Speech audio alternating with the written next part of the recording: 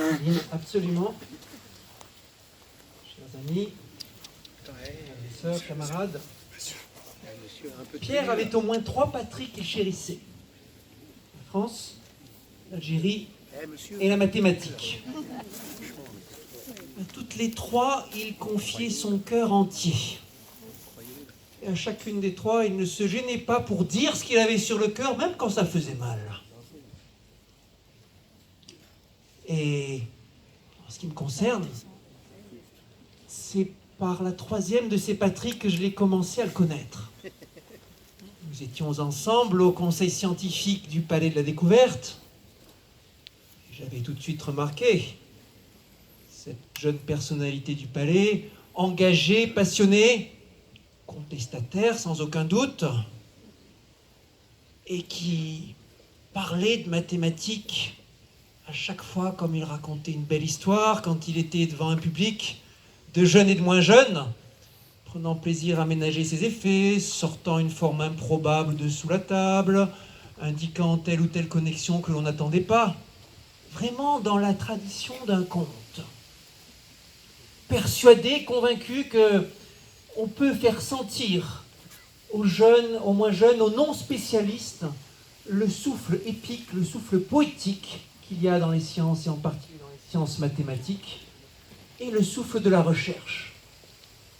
Principes qui ont présidé à la fondation, avec un autre Pierre, Pierre Duché, de Matangine, l'un de ses enfants chéris entre tous.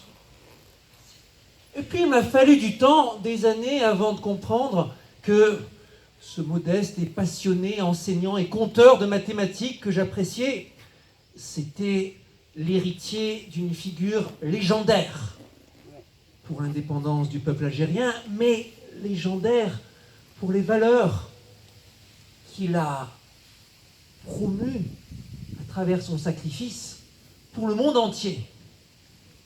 Des valeurs de liberté des peuples à travers le sacrifice de Maurice Audin, d'égalité des peuples, de fraternité des peuples, en faisant un symbole lumineux extrêmement fort.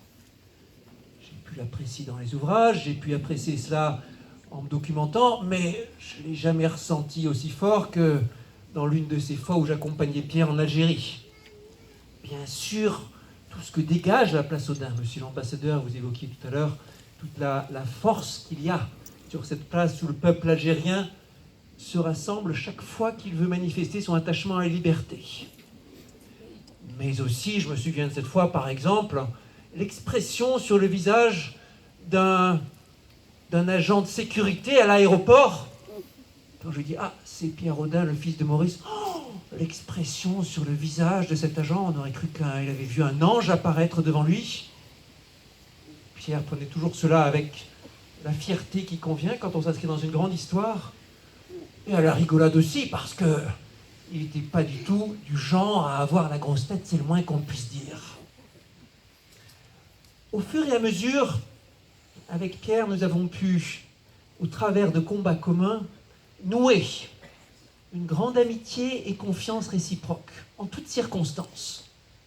Et ensemble travailler aussi, au fur et à mesure que je prenais de nouvelles casquettes publiques, soit en tant qu'ambassadeur informel mais bien réel à une époque des sciences mathématiques, soit en tant que membre de l'Académie des sciences, impliqué dans les questions d'éducation, soit en tant que directeur de l'Institut Henri Poincaré, dont l'histoire est attachée à celle de Maurice Audin à plus d'un titre, soit plus tard en tant que député.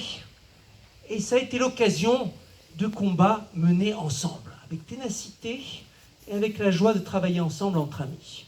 De nombreuses personnes sont venues porter leur secours. Des personnalités, des spécialistes d'histoire, spécialistes de sciences, spécialistes de politique, spécialistes de culture ou d'éducation. Impossible de tous et toutes les nommer. Une pensée quand même pour 2 amis qui nous étaient particulièrement chers. Maître Roland Rapaport, qui a été l'un des, pendant quelques 60 ans, l'avocat de la famille Audin. Je me souviens encore d'une discussion avec lui quelques semaines avant sa mort. Il dit voilà, on va faire comme ci, on va faire comme ça, on va avancer sur le dossier. Et puis Gérard Tronel, mathématicien très impliqué dans l'histoire de l'Institut Henri Poincaré, dans l'histoire du prix Maurice Audin, dont l'énergie aussi et la générosité infatigable restent dans le cœur de quiconque l'a connu. Et puis, au fur et à mesure de ces combats, Pierre manifestait son indépendance farouche, à toujours avoir comme seule ligne de conduite par rapport à ce qui devait guider ses prises de parole, où est mon devoir et où est le bien et le juste. Quitte à admonester, à s'adresser de façon crue à tel ou tel personnage puissant. Pour différentes causes. Bien sûr, la cause menée inlassablement pour la reconnaissance par l'État français au plus haut niveau de la responsabilité de l'État français dans l'assassinat et la torture de Maurice Audin, mais plus généralement dans la planification et l'organisation de la torture.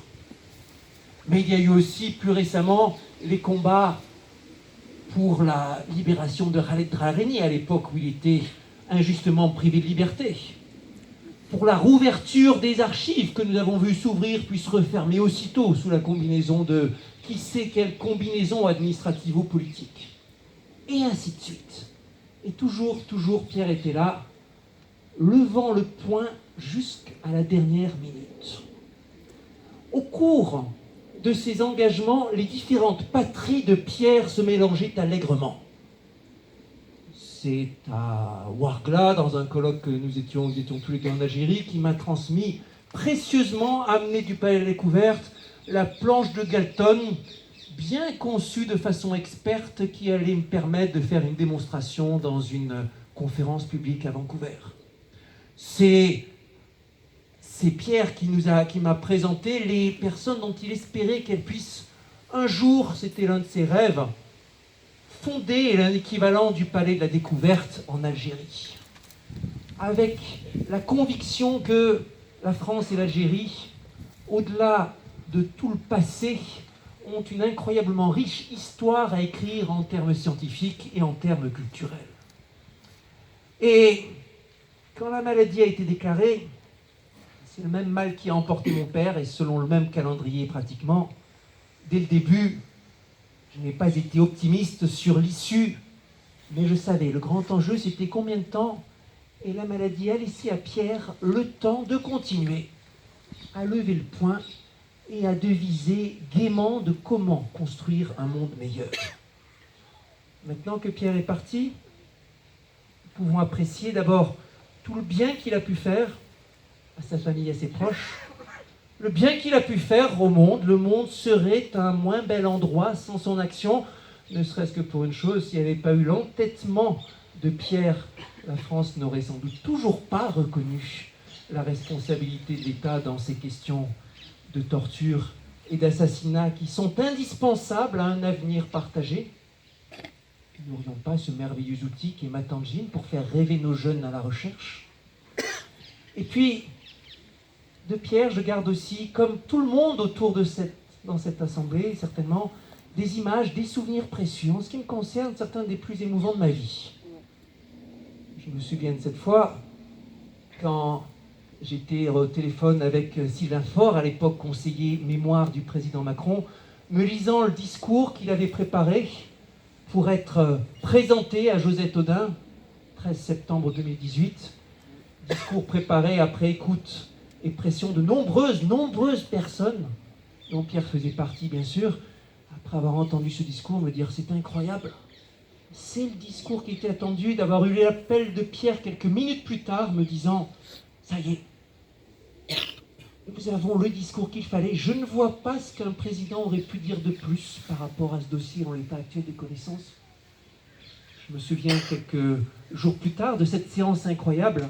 La famille Audin, je vois Michel qui est ici, quelques autres qui étaient là. J'ai vu Maud Vergnol tout à l'heure, François de Merliac bien sûr.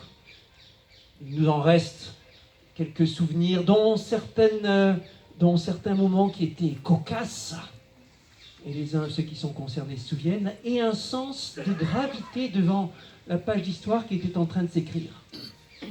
Quelques jours plus tard, c'était le matin même de l'annonce officielle, non pas quelques jours plus tard, quelques heures plus tôt, quand j'avais vu la couverture du journal L'Humanité, avec le portrait de Maurice Audin, en éternel grand, comme un grand enfant, levant les yeux vers le ciel, et juste ces mots, ce mot, enfin. Et là, c'est moi qui me suis mis à pleurer comme un enfant, en me disant, 60 ans après. Encore le lendemain, c'était la fête de l'UMA, en présence de Pierre Laurent, que j'ai vu aussi, en présence de Pierre, de Josette, de beaucoup de monde. Et une grande joie qui succédait à la très grande gravité. Avec Pierre aussi, je garde quelques images parmi les plus incroyables de ma vie sur tel ou tel colloque mené en Algérie, le contact avec le désert, le Sahara. Et cette sensation, cet exemple inspirant de quelqu'un qui, par ses luttes, par son engagement, par son courage, saura continuer, faire continuer les choses, même après sa mort, de par l'exemple qu'il a laissé.